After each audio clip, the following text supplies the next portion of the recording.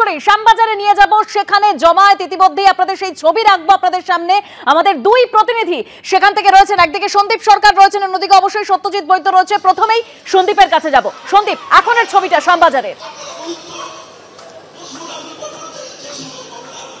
দেখো, মিছিল এই সুদীর্ঘ পথ কলেজ স্কোয়ার থেকে পায়ে পায়ে এসে পৌঁছেছে শ্যামবাজারে। আমি ঠিক শ্যামবাজারের মোড়ে একটি জায়গা থেকে আমি এই মুহূর্তে যে জমায়েত, যে প্রতিবাদের রাত, যে অভয়া রাত, সেটা উদযাপন করতে তা সেই নারকীয় ঘটনার বিচারের দাবিতে যারা পথে নেমেছেন, সেই পশ্চিমবঙ্গের যারা চিকিৎসকরা রয়েছেন তাদের একটা অংশ, জুনিয়র চিকিৎসকদের একটা অংশ, নাগরিক সমাজ একটা অংশ, তাদের সেই জমায়েত এই মুহূর্তে শ্যামবাজারে পাঁচমাথার মোড়ে সেই ছবি আমি দেখাচ্ছি। যে মিছিল কলেজ স্কোয়ার থেকে শুরু হয়েছিল রাত্রির 9টা নাগাদ, পায়ে পায়ে সেই মিছিল রাত্রি 12টা নাগাদ এসে পৌঁছেছে শ্যামবাজারে। এই পুরো রাস্তাটা জুড়ে বিভিন্ন জায়গায় সাধারণ মানুষ, তাদের আমরা দেখেছি, তাদের মধ্যে অনেকে সেই মিছিলে পা মিলিয়েছেন, সেই মিছিলে পায়ে পায়ে তারা এগিয়েছেন শ্যামবাজারের দিকে।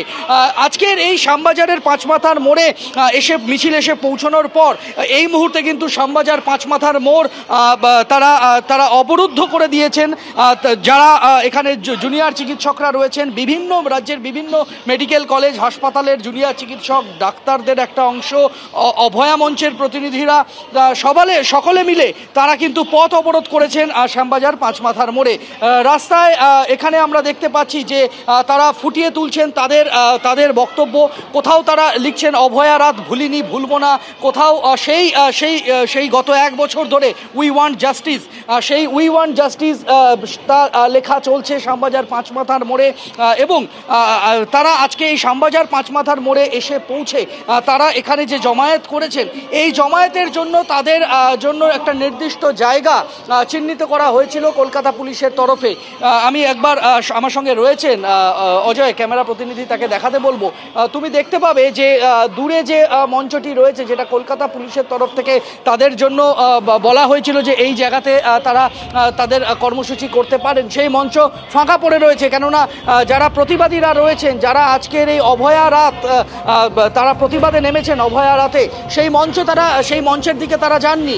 তার পরিবর্তে তারা সঙ্গে করে নিয়ে আসা বেশ কয়েকটি কাঠের চৌকি, সেই চৌকিগুলি শ্যামবাজার পাঁচমাথার মোড়ে নেতাজি সুভাষচন্দ্র বসুর যে মূর্তি রয়েছে তার ঠিক নিচেই, সেই মূর্তির নিচে সেই কাঠের যে চৌকিগুলি রয়েছে সেগুলি পরপর সাজিয়ে, এবং সেখানেই তাদের যে প্রতিবাদ, সেখানে তাদের যে বক্তব্য, সেই প্রতিবাদ তারা সেখান থেকেই তাদের বক্তব্য তারা রাখছেন।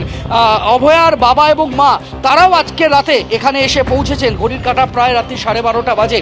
অভয়ার পরিবারের সদস্যরা তারা এসে পৌঁছেছেন। আমরা জানি ঠিক গত বছর ঠিক এই সময় যখন আমরা এই শ্যামবাজার পাঁচমাথার মোড়ে এখন দাঁড়িয়ে রয়েছি, 1 বছর আগে আমরা যদি পিছনে ফিরে যাই, সেই বৃষ্টির রাতে আরজিকর মেডিকেল কলেজ হাসপাতালের 4 তলার সেমিনার রুমের একটি অংশে সেই বিভৎস ঘটনাটি ঘটেছিল, যে ঘটনার পর অনেক জল বয়ে গিয়েছে গঙ্গা দিয়ে, এবং প্রতিবাদে উত্তাল হতে আমরা দেখেছি গোটা দেশকে।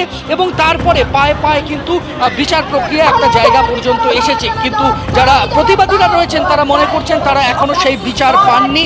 সেই বিচার চেয়ে তারা আজকের এই প্রতিবাদে সামিল হয়েছেন, এবং শ্যামবাজার পাঁচমাথার মোড় আজকে তারা অবরোধ করেছেন।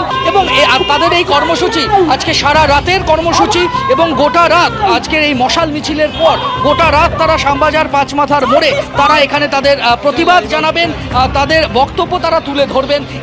যারা এখানে রয়েছেন, ভিড় করেছেন, তাদের সকলের সঙ্গে সেই 1 বছরের স্মৃতি তারা ভাগ করে নিচ্ছেন, এবং তারা কি চাইছেন, তাদের দাবি কি, সেই দাবি তারা সর্বসমক্ষে সবার সামনে তারা জানাচ্ছেন।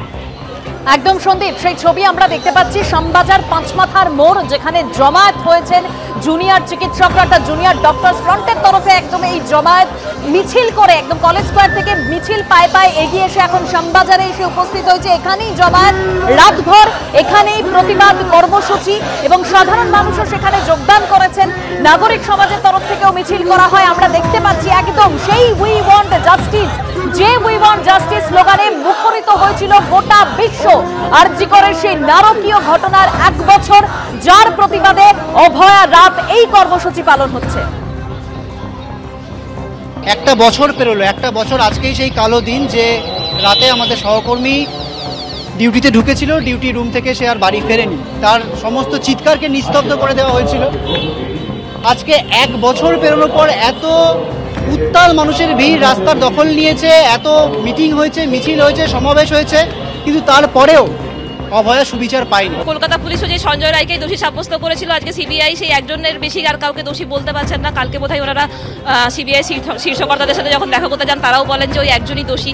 তো এখানে যে সঞ্জয় রায় একাই এই ঘটনাটা পুরোটা ঘটিয়েছে একা হাতে, এটাই বিশ্বাস করাও যেরকম শক্ত, সেরকমভাবে যে এই সঞ্জয় রায়কে যে সঞ্জয় রায়ের পরবর্তী বাকি যে ধামাচাপা দেওয়ার যে কলকাতা পুলিশ একটা তার জন্য চেষ্টা চালিয়েছিল, সেটাও আজকে সবার সামনে খুব পরিষ্কার। তো কাজেই এই সিবিআই এবং কলকাতা পুলিশ দুজনেই যে আমাদের এই তদন্তে ব্যর্থ, এটা তো মানে দিনের আলোর মতো পরিষ্কার। কাজেই অভয়ের বাবা মাও সেটাই মনে করছেন। এবং আরজি করের ওই নারকীয় ঘটনার পর একাধিক প্রশ্ন উঠেছিল, যে প্রশ্নের উত্তর আজও পাওয়া যায়নি। বিচার এখনো অধরা। আন্দোলনকারী চিকিৎসকরা তারা জমায়েত করছেন, তারা তাদের প্রতিবাদ আজ জানাচ্ছেন শ্যামবাজার পাঁচমাথার মোড়ে।